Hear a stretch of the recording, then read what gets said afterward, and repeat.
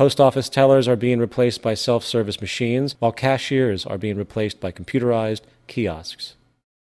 There isn't one area of the service industry that isn't being affected by computerized automation. Economist Stephen Roach has warned the service sector has lost its role as America's unbridled engine of job creation. Given this reality, where is the emerging new sector to employ all of the newly displaced workers? There isn't one. And while economists struggle to create models to deal with the issue of nearly unstoppable unemployment, most refuse to consider what is really needed in order to prevent a total breakdown of society. The solution lies not in attempting to fix the issues that have emerged, but rather it is time we transcend the system in its entirety. For the system of monetary exchange, along with capitalism itself, is now completely obsolete in the wake of technological creativity. If people do not have jobs, they cannot support the economy by purchasing anything. This reality is the final proof that our current system is now completely out of date, and if we want to deter riots in the streets and poverty on a scale never before seen, we are going to have to revise our traditionalized notions about how society functions at the fundamental level. We require a new social system that is updated to present-day knowledge and modern methods. Part 2. What is relevant? In this section, we will discuss the idea of natural law, specifically pointing out the symbiotic and emergent nature of the physical world, the scientific method, which is the most effective technique of decision-making we have to date, and the important concept of dynamic equilibrium, which expresses the most foundational ecological factor to our survival. We will also show how, through the intelligent use of technology and proactive resource management, we have more than enough to go around on this planet, enabling an accessible abundance for all the world's people. Natural law. There is a tremendous amount of noise in our system. In other words, the fundamentals of life have been lost in a sea of social, occupational, and financial obligations, many of which are largely artificial. For example, the need for money and income puts the human into a position where choice is often very limited. Usually, the jobs found do not reflect the genuine interests of that particular person, nor the true interests of society as a whole. If we were to examine the occupations that exist today, we would tend to find that a great majority of them serve no larger function than the perpetuation of cyclical consumption to keep the economy going. This arbitrariness constitutes a tremendous waste of life and resources. Consequently, the entire educational system in the modern day is nothing more than a cookie-cutter processing plant that prepares humans for predefined occupational roles. This element of human life has become so traditionally ingrained that many falsely consider the nature of having a job some form of human instinct. Even parents will blindly ask their kids, "What do you want to be when you grow up?" as though there was only one thing to prefer. Putting the traditional norms and modes of conduct in society aside for a moment, let's stop and consider what is actually relevant. Let's pose the question, what are the near empirical aspects of nature, and what do these understandings teach us about how we should govern our conduct on this planet? Natural Law 1.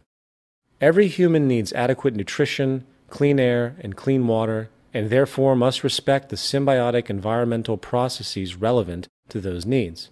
Most people today do not understand or consider the interconnectivity of nature and the chain of processes by which our food, air, and water currently come about. However, if we recognize, examine, and learn from these processes, a logical train of reasoning coupled with suggestive inference will guide us to more appropriate human behaviors that will help fulfill our needs. For example, water and air are naturally abundant planetary resources that only require that we, the human population, maintain them and preserve their sources. Sadly, our impulsive, narrow-sighted profit system has seen to it that usable water is now approaching crisis scarcity, for industry continues to pollute the system at every turn. In the United States alone, about 3 million tons of toxic chemicals are released into the environment a year, contributing to birth defects, immune system disorders, cancer, and many other serious health problems. The symbiotic relationship of natural processes has a built-in frame of reference, which is accessible by understanding how the world actually works via scientific investigation. Very simply, our behavior should be guided by the priority of seeking the highest optimization of circumstances that preserve and maximize the abundance and quality of our necessities of life. Sadly, this is not happening.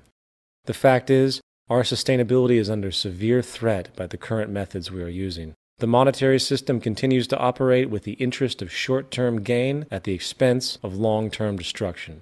As natural law denotes, we need high-quality air, food, and water to live. Therefore, we must overcome any practices which disturb or create the propensity to disturb the symbiotic environmental processes which keep our basic needs in order. If we don't, the consequences of our violation of this law could put us past the point of no return environmentally, and thus the survival of the human race will be in question. Natural law 2.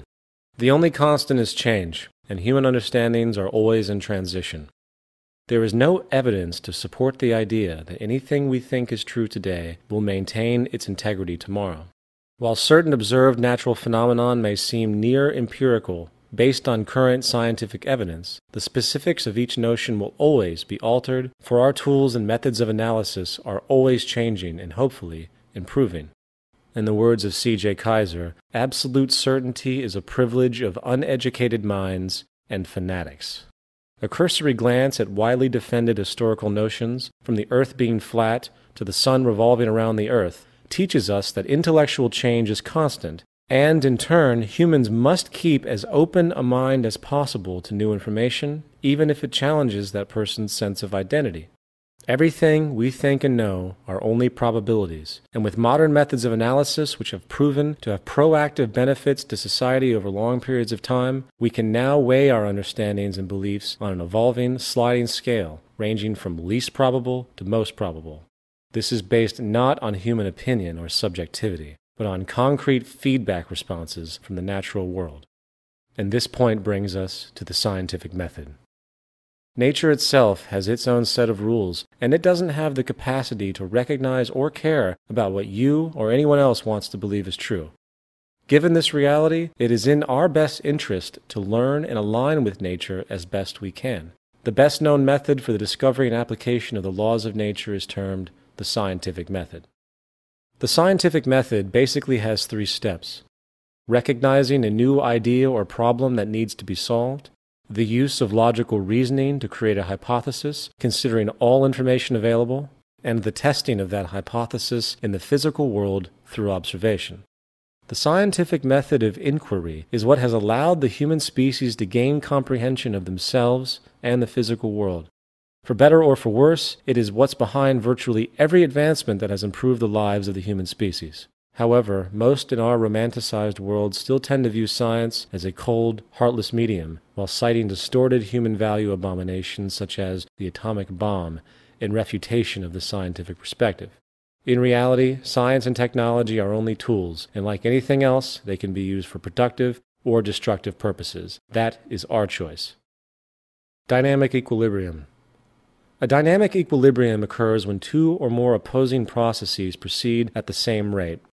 There is an equilibrium that exists in the physical world which dictates, on some level, what the possibilities are for those organisms that utilize the available resources for survival. With respect to our planet, we would call this the carrying capacity of the Earth. The human management of dynamic equilibrium on this planet, which is the most important initial variable regarding the management of society itself, can only come from first understanding what the carrying capacity of the Earth actually is. The needs of the human population must be in balance with the resources of the planet. That being said, let's now examine what we know or can infer about the planetary resources available. The fundamental building blocks of society consist of the following: energy, industrial and technological raw materials, food, air, and water. Energy is the cornerstone of society today. It is one of the most critical factors to all social functionality. The age of oil and fossil fuels, along with all the resulting pollution, is coming to a close. There is no reason to burn fossil fuels at all anymore, other than the profit-oriented vested interest that keeps new clean energy prospects at bay. Remember, the last thing the energy industry wants is abundance, for that translates into a loss of profit in the monetary system. One of the most important sources of energy to recognize today is geothermal power. According to a 2006 MIT report, about 2,000 zettajoules of power is currently tappable worldwide. The total energy consumption of all the countries on the planet is only half of a zettajoule a year. This means about 4,000 years